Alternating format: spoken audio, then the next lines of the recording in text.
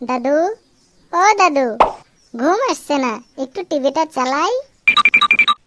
না না দাদু ভাই, টিভি থাক, আমার সাথে গল্প করো। আচ্ছা দাদু, আমাদের পরিবার কি সারা জীবন 7 জনেরই থেকে যাবে? মানে তুমি, ঠাম্মি, মা, বাবা, বোন, আমি আর আমাদের বিড়াল।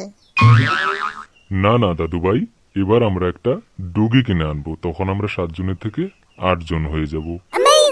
ডগিটায় যদি বিড়ালটাকে মেরে ফেলে, তখন তো আবার আমরা 7 জন হয়ে যাব।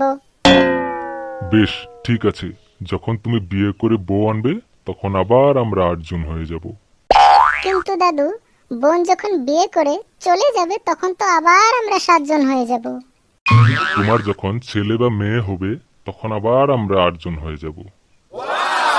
আচ্ছা দাদু, তুমি যখন মারা যাবে তখন তো আবার আমরা 7 জন হয়ে যাব। হারামজাদা, তুই যা, গিয়ে টিভি দেখ। এ শালায় আমার মাথাটা নষ্ট করে দিয়েছে।